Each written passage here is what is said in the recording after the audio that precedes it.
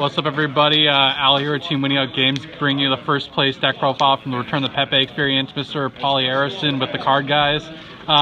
So tell us what you're running today and how it felt to be playing this format in 2017. It was so fun. I got to play one of my favorite decks again, Domain Monarch.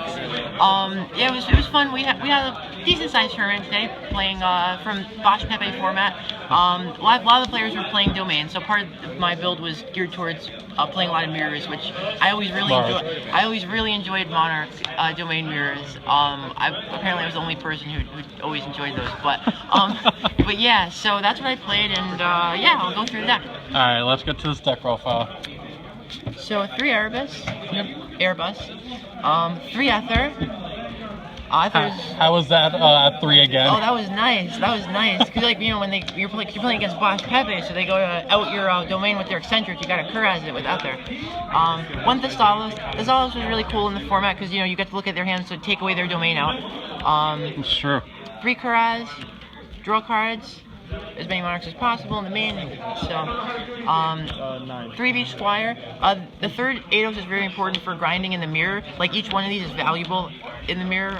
The mirror is all about just outgrinding, like extreme resource management. Like, it's crazy. It's one of the most extreme mirror matches. I love it. But anyway, 1 Mithra. When I forgot when I kind of threw this deck together this morning. I used to always like to play 2 Mithra, so that if you're going second, I would go into like 2-2-2, because going second you'd rather have Mithra than the actual Squires necessarily, or at least I saw you do some really cool combos off of the Mithra and stuff today. Yeah, Mithra's cool. It's like a nice bait going second. So that's the monsters, and then for the spells, 3 Upstart Goblin. How was that at 3 again? It was great. I sided out most of the games actually.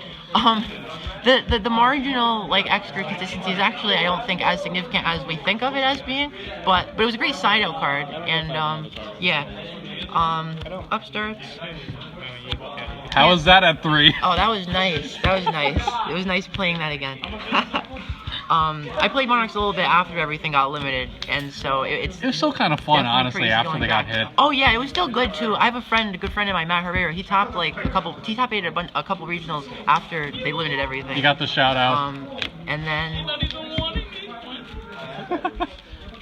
back there, yeah. Paulie shows me what prison feels like. That's the Domain Monarch guy who kept it up after the rest of us stopped.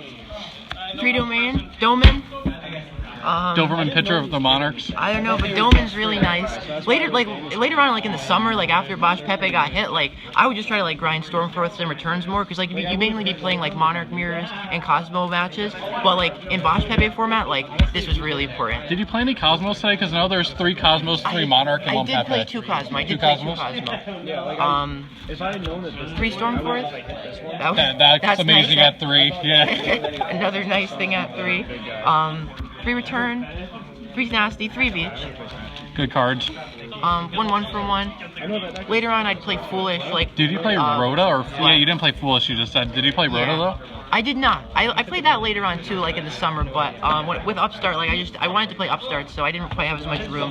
That's fair. And then for Chops, 3 Prime Escalation. The third one's important in the mirror. That's in the field, like yeah, like.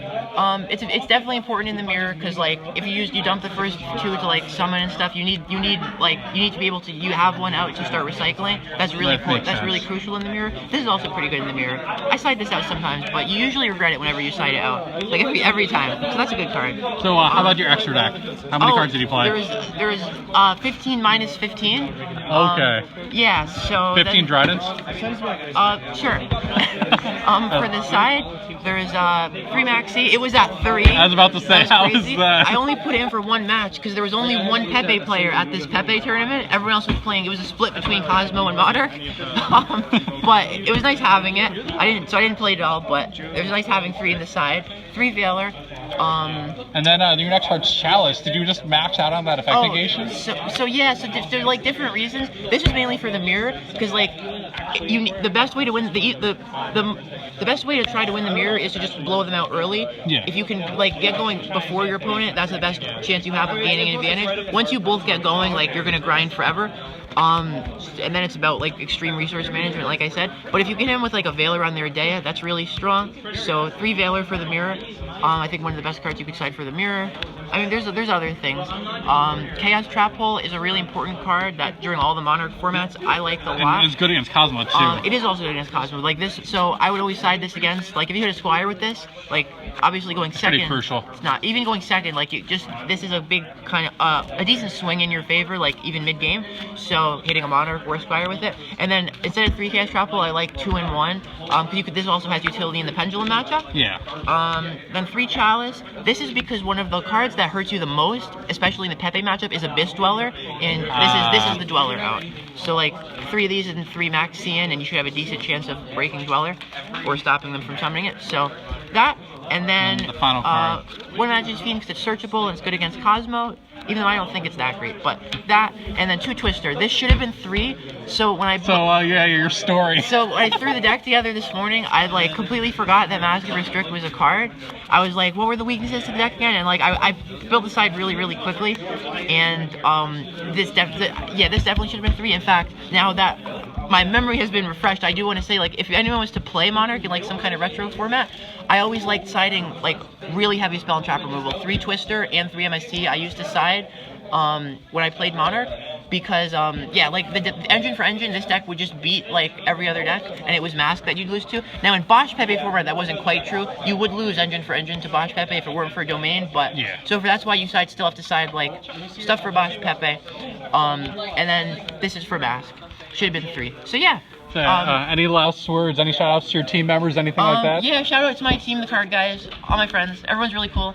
And shout out to my 2 locals, Fire and Dice Games in Milford, Connecticut. That's where we are right now. The shop is really cool. It's pretty. Yeah, big. nice shop. It's still up and coming. Yeah, definitely. Doing pretty good. And Gamers Gambit Connecticut, my other locals. So, final question. You excited for Dragon Rulers next month? Yes, I am. We're going to be playing that. So that format I've never played. I've been playing competitively for, I think, 11 years now, like in tournaments. Yeah. And the one format I missed was 2013, the 2 ruler. Yeah, the babies. Full power Dragon Rulers next month. Yeah, both the ruler formats. So I'm really excited to play with rulers. Well, we'll see. Maybe you'll win that too. Maybe. All right, signing out. Thanks, man.